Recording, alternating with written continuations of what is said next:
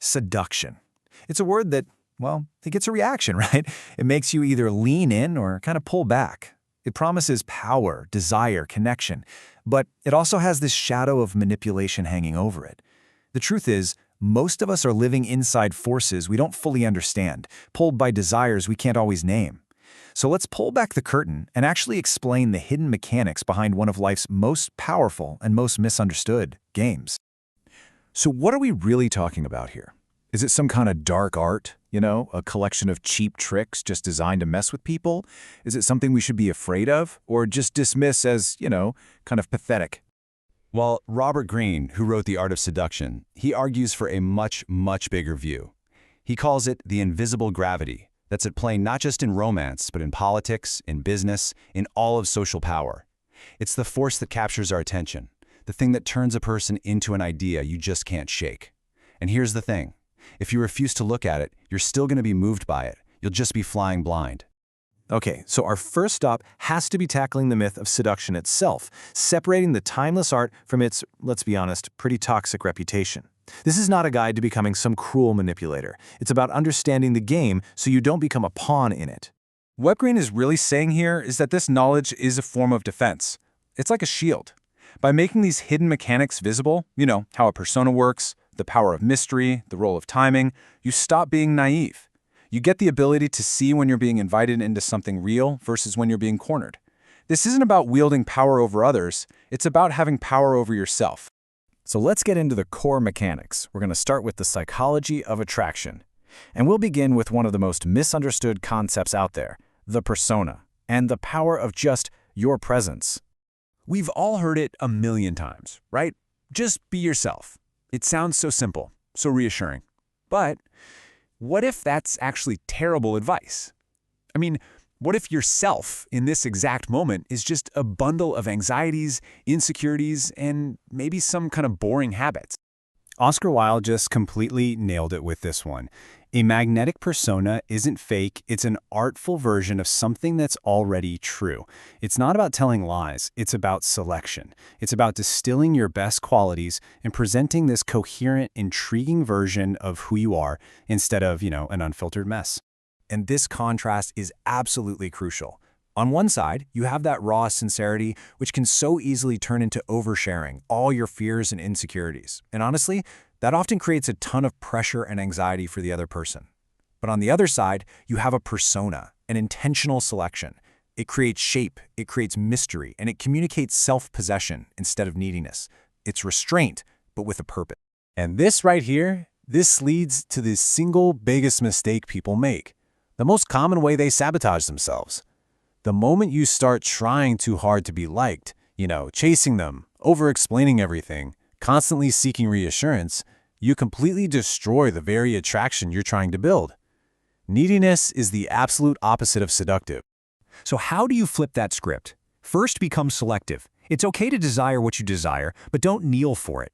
Second, return to your own life. Seriously, having a world that doesn't depend on one person's approval is incredibly magnetic. And third, and this is a big one, let silence do some of the work. It communicates confidence and gives the other person space to actually wonder about you. Okay, this brings us to what is maybe the most important part of this entire conversation. Because all of these tools, they can be used for good or for ill. So we have to draw a very, very clear line, the line between invitation and control. The writer Anais Nin gives us this just beautiful definition. True seduction is an awakening of another person's own longing. You're creating a space where they discover a desire that was already inside them. It's an invitation, not a demand. Coercion is the total opposite. It's a substitution. Your longing replaces theirs. You aren't listening anymore. You're directing. You're basically writing a script for them to fit your needs, and in the process, you're erasing their own free will and desire. The difference becomes crystal clear when you just look at the outcome. With true seduction, consent is free, it's psychological. The feeling is one of dignity, a feeling more alive, a feeling chosen. With coercion, any yes you get comes from anxiety or fear. The feeling is one of appeasement, and the aftertaste? It's that awful feeling of being handled, diminished, maybe even ashamed. That aftertaste tells you everything you need to know. And this right here is the ultimate test of character. How do you handle rejection? An ethical seducer accepts a no without punishing the other person for it. No guilt trips, no getting angry, no making them pay. That single response separates the art from just plain domination. So how do these timeless ideas apply to the modern world? An age of endless options, dating apps, and constant digital performance. What does seduction even look like today? Well, in our culture where everything feels like a commodity, people feel replaceable when they just become a category, just another type.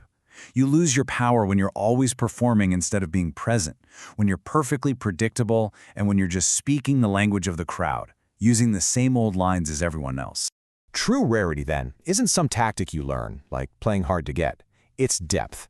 It comes from having a real life, both inner and outer, that doesn't just revolve around pleasing everyone. It's self-possession. That kind of specificity, it resists comparison, and that's what makes someone feel irreplaceable. But in this whole pursuit of connection, there's a huge danger: losing yourself. The writer Bell Hooks draws the ultimate boundary here. If being with someone requires you to abandon yourself, your values, your needs, your truth, then it's not love, it's surrender. And a true connection can never, ever be built on self-erasure. So after exploring all this, the psychology, the ethics, the modern challenges, we're left with one final question. What's the single test we can use to know for sure if we are on the right side of that line? And Robert Greene gives us the ultimate litmus test. After an interaction with you, does the other person feel more alive, more expanded, more themselves? Or do they feel smaller, more anxious, and more controlled? The answer to that question reveals everything you need to know about your impact on them. And that's the final, crucial point. Seduction, when it's at its healthiest and most mature, isn't about conquest or capture. It's not about winning a prize.